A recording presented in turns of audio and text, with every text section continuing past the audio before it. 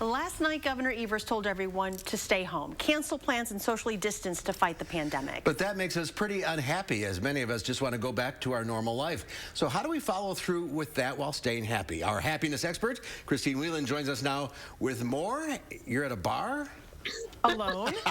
This is a good example of just what I want to talk to you about. All right, let's talk about it. We should cancel plans, says the governor, but part of our brain says, yeah, that makes sense. The other part says, like, no way. That's no fun. I'd rather be at a bar with Christine.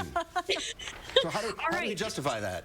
All right, so here's the way it works. So our brain, according to all sorts of cognitive research and behavioral economics research, has a sort of an elephant and a rider. Now, if you think about riding an elephant, like who's bigger? The elephant, right? And so even if you want to go left and the elephant wants to go right, you're probably going to go right.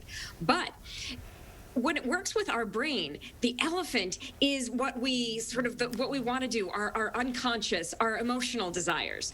Then there's the rider who knows what we should do and is the more intellectual, the more rational part, right? So how do we pair those two things together? Well, in a pandemic, in a time where what we want to do is be in a bar like I am now in a Zoom background, right?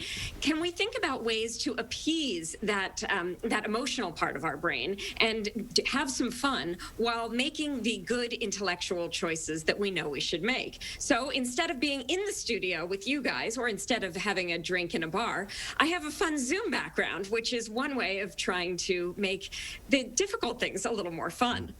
This seems like it's going to require a lot more effort on all of our parts, though, doesn't it? Indeed. All right. So here's the thing.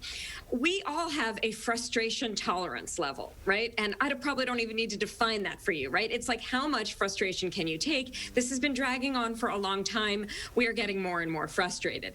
So what we want to do is we want to increase our frustration tolerance level so we continue to make the right decisions. And one way to do that is to give ourselves rewards. So we pair the things that we have to do with things that we want to do. So for example, if you want to be social, well, you can't have people really over at your house or go to a bar or a party, but instead you can take a walk outside with other people. In fact, I am having a progressive social in my neighborhood where we're going to try to have a drink at each person's house outside all the way, walking and trying to stay safe outside as a way of doing what we have to do and also what we want to do.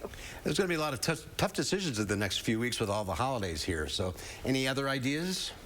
Yeah, so, all of the ideas that we talked about at the beginning of the pandemic are still true in terms of physically distancing, but not socially distancing, really reaching out. And the research on happiness is incredibly clear. When it comes to what makes us happy, it is pro-social behavior. So getting involved, doing things with other people. You can do that from a physical distance. There are blood donation drives for Red Cross running all over the city right now.